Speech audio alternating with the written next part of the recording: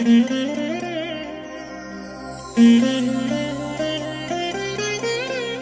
దినం పరము నుండి దిగివచ్చు మాట, ఇది నీ జీవితానికి వెలుగుల బాట, నీ ఒడిలో ఉంచబడిన దీవెనల మూట, అద్భుతాల ఆనంద ఊట.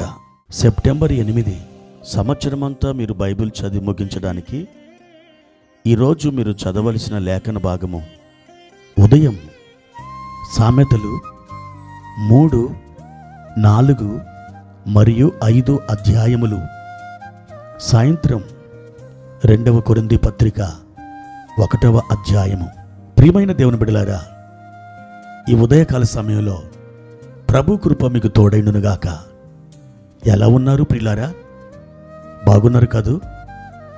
ఆర్థికంగా ఎలా ఉంది మీ పరిస్థితి? ఆరోగ్యంగా ఉన్నారా? మానసికంగా ప్రశాంతతను అనుభవిస్తున్నారా? ఈ దినాల్లో ఎన్నెన్నో టెన్షన్స్ ఉన్నాయి కదా. ఏముందండి, చాలా సమస్యలు. ఒకటి అనుకుంటే మరొకటి జరుగుతుంది. మాకు అయోమయం అవుతుంది, ఏమీ అర్థం కావట్లేదు. కొన్నిసార్లు అయితే ఈ జీవితం అసలు ఎందుకున్నదా అనుకుంటున్నాం అని మీ హృదయాలలో అనిపిస్తుంది కదూ. ప్రియ దేవుని బిడ్డ, నిన్ను సృష్టించిన దేవునికి సమస్తమును తెలుసు.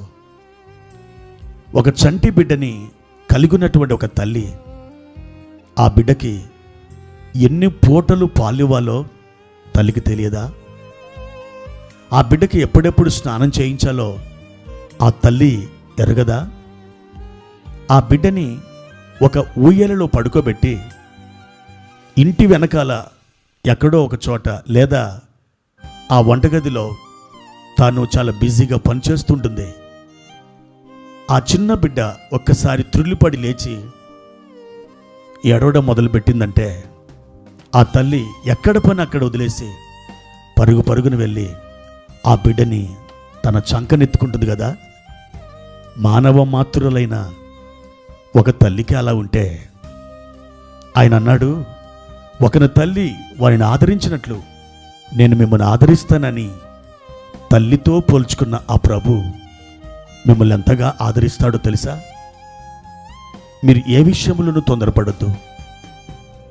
ఏ విషయంలోనూ మీరు స్టెప్ తీసుకోవడానికి తొందరగా ఇది అవ్వాలి, ఈ పరిస్థితి సెట్ అయిపోవాలి అని ఆర్భాటం చెందవద్దు.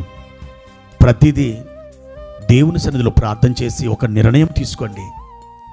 ఆయన ఏ విధమైన నడిపింపునిస్తాడో ఆ నడిపింపును బట్టి మీరు ముందుకు సాగి వెళ్ళండి.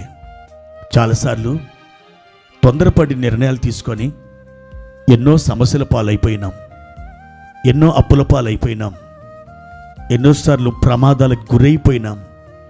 తొందర తొందర తొందర. ఈ సమాజం లేదా ఈ లోకం అంటుంది, త్వరగా చేసేయి, త్వరగా నిర్ణయం తీసుకో, త్వరగా ఆలోచించు, ఎందుకు టైం వేస్ట్ చేస్తున్నావు అని అంటుంది. కానీ దేవుడు అంటాడు, ఆగు, నా సన్నిధిలో కనిపెట్టు, ఆలోచించు, నా చిత్త ప్రకారం అడుగు ముందుకు వేయి. ఇది దేవుడు చెప్తున్న మాట. చాలాసార్లు అట్టి రీతిగా తొందరపడి నిర్ణయాలు తీసుకొని మనం తలబాదుకున్నాం. మరొకసారి మీ జీవితంలో అలాంటి పరిస్థితులు రానివ్వకుండా జాగ్రత్త తీసుకురండి.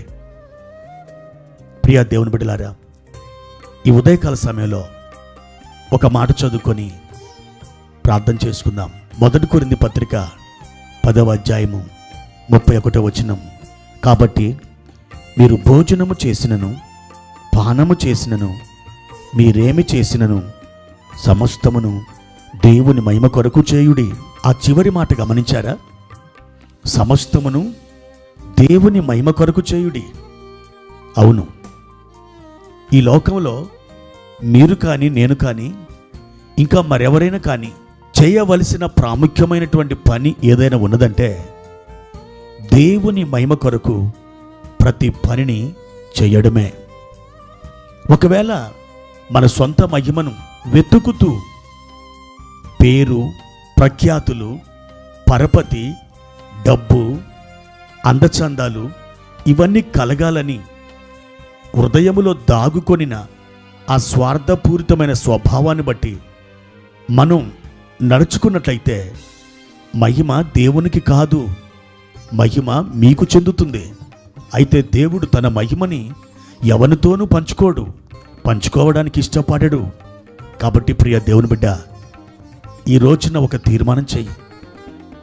ఏ పని చేసినా ఆయనకు మహిమ రావాలి అనే ఉద్దేశంతో ఆ పని మొదలుపెట్టు. ఆ పనిలో దేవుడు మీకు జయమిస్తాడు. ఎందుకో తెలుసా? మీరు ఆయన మహిమ కొరకు ఆ పని చేస్తున్నారు కాబట్టి. మీరు ఏ పని చేయడం ప్రారంభించినా మిమ్మల్ని మీరే ఇలా అడగాలి, దేవా, ఈ పని చేయడం వలన నీకు మహిమ వస్తుందా? ఒకవేళ నీకు మహిమ వస్తే ఈ పని చేయడానికి నాకు అలాంటి మనస్సును దయచేయి, నాకు అలాంటి ప్రేరణ దయచేయి అని ప్రార్థిస్తూ మీరు ఆ పని ప్రారంభించండి. తప్పకుండా మీ జీవితంలో సక్సెస్ సాధిస్తారు. దేవుని కృప మీకు తోడైననుగాక. ప్రార్థన. ప్రియమైన తండ్రి, మీ ఘనమైన నామానికి వందనాలు. మా జీవితంలో మీకు సంతోషాన్నిచ్చే ఆనందదాయకమైన మిమ్మలను పరవశముందించే ఒక మాట ఈ ఉదయకాలం మాతో సెలవిచ్చారు. ఏ పని చేసినా మీ మహిమ కొరకు మేము చేయడానికి సహాయము చేయమని, అదే మా ధ్యేయముగా మార్చుకొని తండ్రి మీకు మహిమ తేవడానికి కృప దయచేయమని యేసుక్రీస్తు నామములో ఈ ప్రార్థన వేడుకుంటున్నాము తండ్రి. ఆమెన్.